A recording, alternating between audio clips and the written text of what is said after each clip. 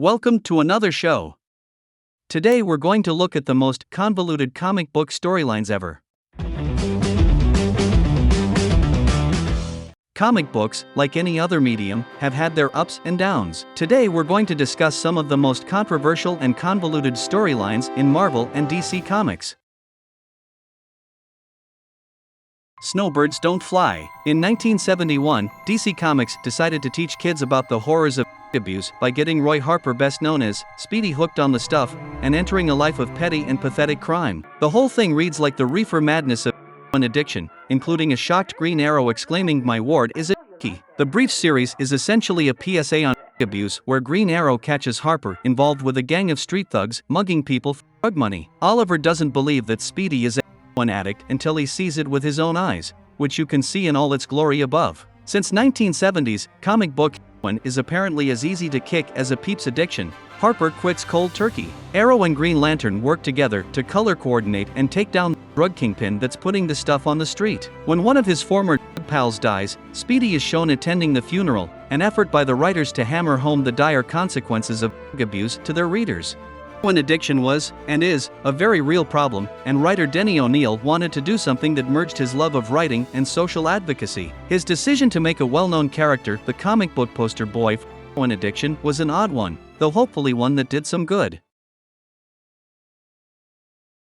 Superior Spider-Man's obsession with Aunt May. Superior Spider-Man, Doc Ock's brain in Spider-Man's body, earns his spot partly for his willingness to do violence and partly for revealing the unheroic dark side of post-One More Day Peter Parker. The most disturbing thing about Dan Slott's Superior Spider-Man series is how apt its title really is. Dr. Otto Octavius has switched bodies with Peter Parker, who died trapped in the Doc's body. Now, Doc Ock sets out to be a better Spider-Man than Parker ever was. Ever since Straczynski's One More Day, which voided Parker and MJ's marriage, Parker has refused to grow up. Doc Ock's obsession with pleasing Aunt May is disturbing not because of what it says about Doc Ock, but rather what it says about post-One More Day Peter Parker. He prefers to have someone relatively helpless depending on him. MJ is too self-sufficient for him. Indeed, in Superior Spider-Man number 24, Mary Jane is the one who helps Aunt May escape from the Green Goblin, using an evacuation plan and common sense. Neither the Amazing Spider-Man nor the Superior Spider-Man seems to get this.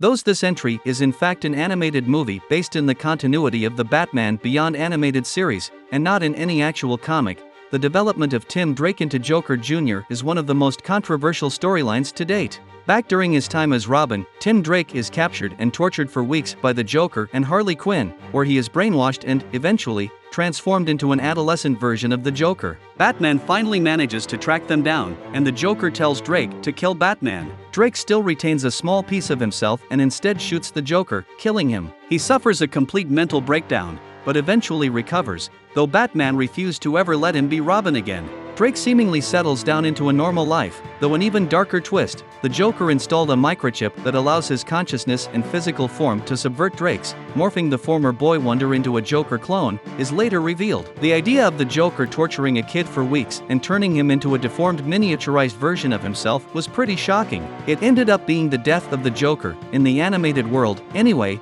but it would have repercussions on Tim Drake years down the road. While this is only one part of Batman Beyond, Return of the Joker, it's the part that matters to us. Perhaps because the animation is so vivid, and seeing this child's transformation is so disturbing, we have a difficult time processing it. Anyone who watched that little boy fall into tears as killing the Joker knows how moving comics, and media based off of them, can be. Ultimatum exists to tidy up the Ultimate Universe, but all it really does is sweep the previous mess into a corner and dump more dirt all over the floor. Here are some things that happen in Ultimatum. Magneto flips the magnetic poles of the Earth. Well, either that or he fiddles with the Earth's axis. His dastardly plan becomes inconsistent between issues, but okay, the results are the same: bad weather, tidal waves, and the deaths of millions of people. In other parts of the story arc, the Blob devours Janet Van Dyne's innards. Dr. Henry Pym, in his giant form, chomps the Blob's head off for revenge. Captain America ends up on life support.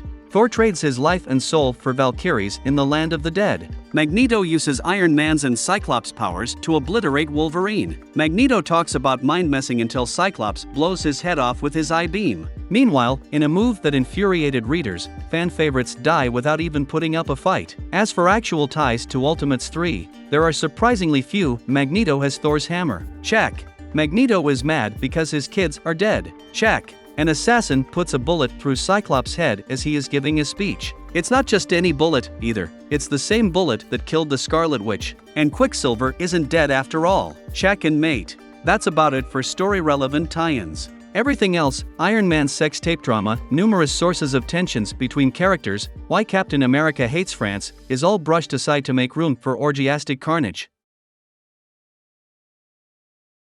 Demon in a bottle. Tony Stark has been well known for enjoying the occasional drink or 10, but in the 1979 storyline, Demon in a Bottle, he loses control and becomes addicted to alcohol. It all starts with the malfunction of his Iron Man suit at a Stark Industries event, which results in the death of a foreign ambassador. He gives the suit up for inspection at the request of the rest of the Avengers group, and he steps down as their leader. The story reveals the malfunction was caused by rival Justin Hammer, and after battling him and other supervillains, Tony is cleared of everything. His drinking doesn't stop and he drunkenly yells at Jarvis, leading to the butler's resignation. Remember, MCU fans, Jarvis is a person in the comics, not a computer program. Tony's drinking spirals out of control, and it isn't until Bethany Cabe tells him about her own brush with addiction with her fiancé that he finally makes the choice to get help. It's with her help that he's able to weather the extreme withdrawal symptoms, kick the habit and reconcile with Jarvis. While Stark was not exactly a Boy Scout, it was shocking to see a major superhero struggling with addiction. Assault of Nightwing. Gotta be careful with my wording with this one. Dick Grayson struck out on his own after his Robin days to become the protector of Bloodhaven. As Nightwing, he fought off villain after villain, but he couldn't fight off the advances of Tarantula. Nightwing and Tarantula were fighting Blockbuster and he allowed Tarantula to kill the villain, which put Grayson in a state of shock and he collapsed. She then proceeded to take advantage of him while he was too weak to defend himself. Assault has been used often against men and women in comics for decades in all its forms. Countless heroes and heroines have been drugged, forced, or tricked into a compromising position for the sake of the plot, though comics often gloss over the fact that one of the most damaging crimes imaginable has been committed. While the incident is occasionally depicted as a defining moment in the character's life, too often it's cast aside casually or never mentioned again.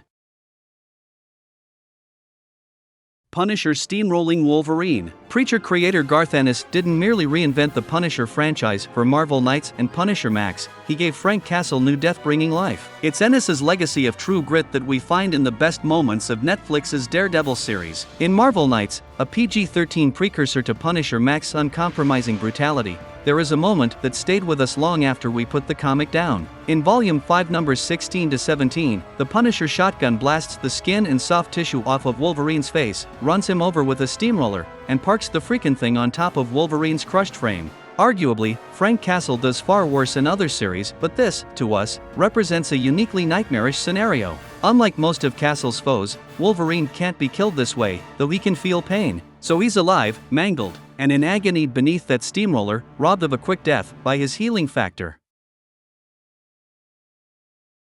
Watchmen. As comic book lovers, we usually want to see our heroes as good people. Even darker characters like Batman live by a strict code of ethics, and anti-heroes always seem to make the right choice in the end. Watchmen showed more true-to-life and humanized versions of superheroes. The comedian is psychotic. Dr. Manhattan loses all connection with humanity. Rorschach is driven by the abuse he suffered as a child. Watchmen is set in an alternative history where costumed superheroes helped win the Vietnam War and other real-world conflicts through the decades. The world is on the brink of nuclear war, and Ozymandias devises a plot to unleash a creature on the population and bring the world together through a perceived alien invasion. In the end, Rorschach is killed, Dr. Manhattan leaves the planet, and countless innocents are dead from an alien. We all want our heroes to be above reproach, but reality is an ugly thing. Time takes its toll and the good guys don't always win. Alan Moore created a story where without an easy way out, a world where our heroes really are just people wearing costumes.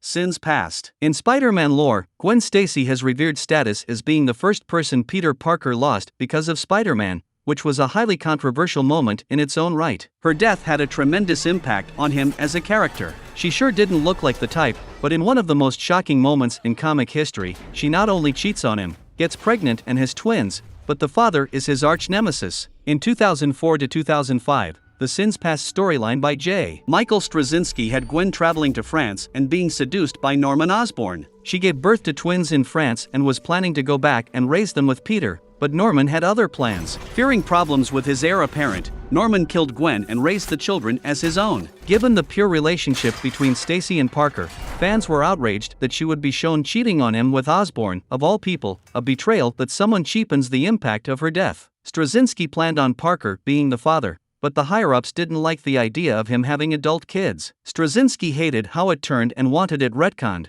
but was vetoed. Number 1. Marcus abuses Ms. Marvel. What can we say about Carol Danvers' impregnation by her own soon-to-be son, Marcus, in Jim Shooter's Avengers number 200 that hasn't already been said? It's a grotesque tale, made all the more disturbing by its happy tone. Then there's the Comics Code stamp and Toys R Us shopping spree advertised on its cover, unavoidable reminders that, in 1980, Marvel marketed a glorification of non-consensual sex to children. In Avengers number 200, Carol Danvers, aka Ms. Marvel, mysteriously gives birth to a son named Marcus only 3 days after his conception, which she doesn't remember. Marcus ages impossibly quickly and reveals himself to be the son of the villainous Immortus, who lives in Limbo. This is where the story gets really weird. Lonely in Limbo but unable to leave in his normal form, Marcus abducted Carol Danvers and manipulated her mind to make her think she liked him, then assaulted her and impregnated her with his own essence. Then, Marcus sent her back to Earth with her memory erased, and she gave birth to Marcus. So at this point, Marcus is both Carol's lover and son. Does the issue end with a Jessica Jonesian confrontation with her mind messer? Nope. Ms. Marvel falls for Marcus and off they go to live as a married couple in Limbo. Our advice: don't even try to wrap your head around it. It never gets any less weird. That was our show. What did you think? Are there other convoluted and controversial storylines that we missed? Let us know in the comments below. Also smash that like button if you haven't already. Subscribe to my channel and check out my Carl Vincent Vampire Hunter franchise, also in the comments section. And, until next time, this is Andrew in for Kevin Given saying live long and prosper. May the force be with you and keep reaching for the stars.